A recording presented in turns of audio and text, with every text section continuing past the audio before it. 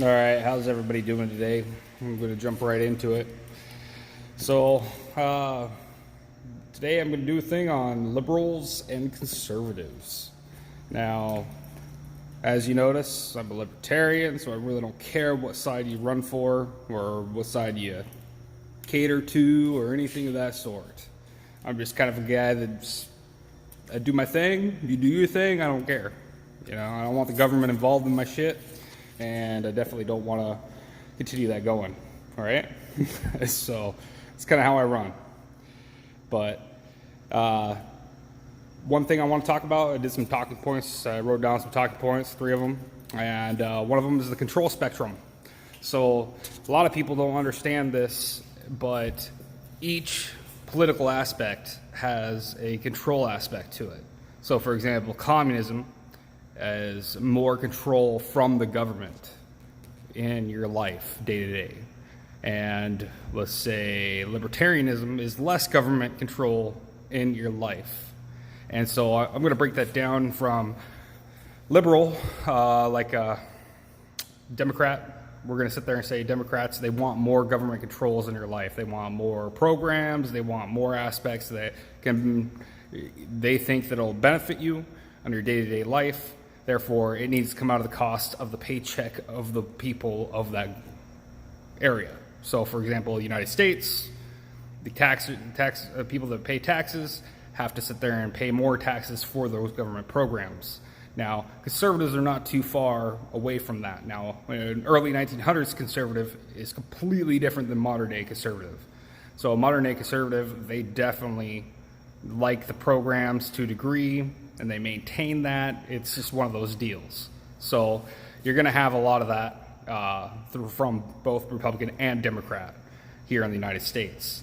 Now, I'm going to talk about that on a farther other level. Like, you sit there and have a lot of people nowadays sitting there calling Donald Trump a communist or a fascist, and you have Antifa who's against fascism, and they really have nothing that they're talking about because fascism doesn't exist here in America. We don't have a fascist state. There's a big difference between communist Germany or communist Russia, who is more fascist than, the United States here or anybody that's running for the United States. I think the closest person we got is probably Bernie Sanders, where he's got his dude talking about putting people in gulags and stuff like that. So, needless to say, you're looking at more of a control spectrum like Mussolini, who is fascist. He started the fascist deal before Hitler sat there and saw what Mussolini did. He replicated that with Nazi Germany, the Nazi party themselves were for the people. That's what the whole tactic they ran on was. Anybody that was German, a nationalist, on that aspect, they cater to their point of view and tried to make it so other people were, lower than dirt in the mind of the Germans at the time. And that worked. It sat there and made it so people could actually go through with the atrocities that they committed. Now, I'm going to go on that spectrum right there. So if you have the Democrats who are more government control, then you go further than that, you have a socialist. The socialist wants even more government control because everything would be ran in a socialist government. It would be more government involved in your day-to-day life. And then you go to communism. Communism is even more control in your life. And then I'd say fascism is in between there somewhere. And fascism is definitely more of like a military state. So everything would be ran by more military-born with more of an iron fist. And then you got your totalitarianism, which is like total control. And you see that kind of like, those kind of all mend. They all mend quite well together. So you can see combinations of those throughout history or something on that spectrum. So that's a control aspect. Now, right on that loop, you have, on the other side, you would have anarchy, right? So if you're going on from the Republican side, then you can step it up to like your Tea Partiers who want less. Your libertarians are kind of like in there with the Tea Partiers. And then you have your constitutionalists that want to run nothing but the Constitution, and the government doesn't have any more involvement in that. And then you have your anarchists who are straight up no government whatsoever, right? But anarchy creates a whole new system. So when you have anarchy, eventually a system will come back because you have total destruction of systems in general. And then you sit there and go from there and create a whole new system because people will eventually recreate. That's just how it works. Throughout history, every time that a government has collapsed, a new government has formed. So it's not like this, it's a forever thing. You can't maintain anarchy in full-fledged. And then you go to the other side, totalitarianism. Every totalitarianism has sat there and created some type of rebuttal. So the people usually revolt, therefore creates anarchy. Anarchy creates a new government. So that's what I got to say about that for as far as the political spectrums of control. A lot of people don't realize that aspect of it. They usually talk about like certain issues like abortion or that's what they run on, that's what they are, and it really doesn't come down to that. If you want to sit there and break it down to how it goes to your everyday life, that's really how it goes to your everyday life. Sorry, there's a lot of lights in the background. Kind of a bad spot to do a video. So the other one is the party that runs on the emotion, essentially. So if you look at past history, like you could totally tell that more people are apt to be more emotional on the liberal side. So they're usually more artsy, usually have more of that aspect of being more art orientated and freelance type mentality, like a 90s kid essentially, right? And somebody that doesn't really care. Generation X, a big ideal of it. If you look at almost any Generation Xer, it shows up 10 minutes late on their own time clock, does the thing. It's cool, whatever. It don't bother me none.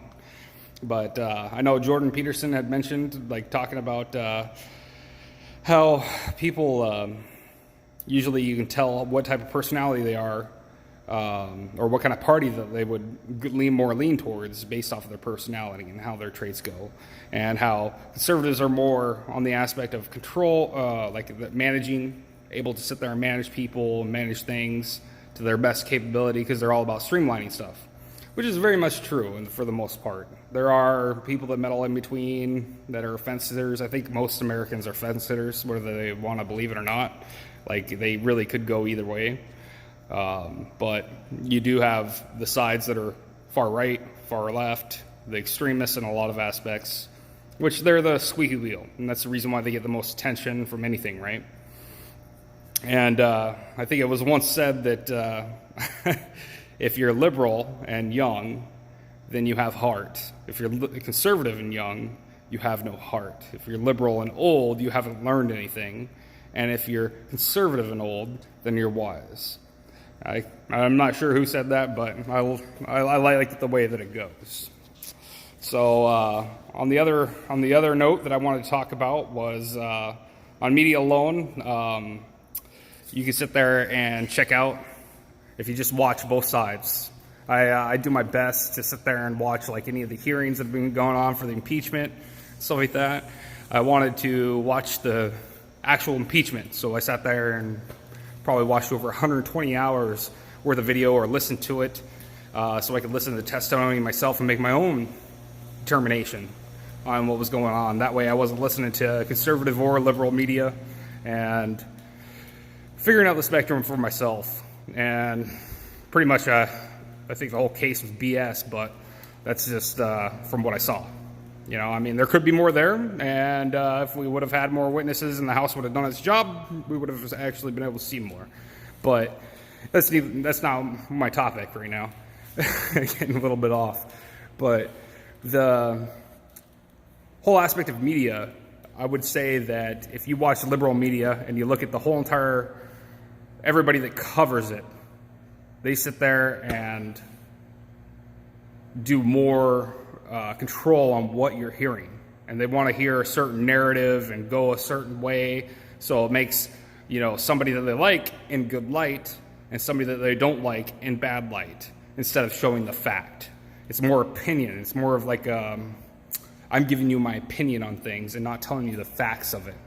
Now, you can sit there and say that I'm doing that right now, but if you go look at it, and do your own research into it, you'll see that it's pretty true. And then you can go on the right, and there are op-eds on there. I'm not denying that by any means. I really choosy on my news. Like if you watch Fox News and you do anything in the Middle East, you can pretty much say that it's a lie because of who they're owned by. You know, they're owned by a Saudi prince, so that's going to be one of those deals. So don't sit there and you know, take any media for granted. Take it with a grain of salt. Do your own research if you really care about the topic. If you don't care about the topic, don't make a judgment off the media. 9 times out of 10, it's a lie. But I will say that more often than not, you're going to see more spectrum and more left and right topics and shedding light on the conservative side. And I think the reason why that is because most conservatives will call BS on somebody that's on their own side more than liberals will. They're more pack wolves on the liberal side, which is okay. I mean, it is what it is. You just got to know that that's the case. You know, with anybody, whether you sit there and believe them or not, you got to sit there and know where they stand. And I think that's the biggest thing. Well, hopefully you guys like this video, and we'll see what happens with it. All right, talk to you later.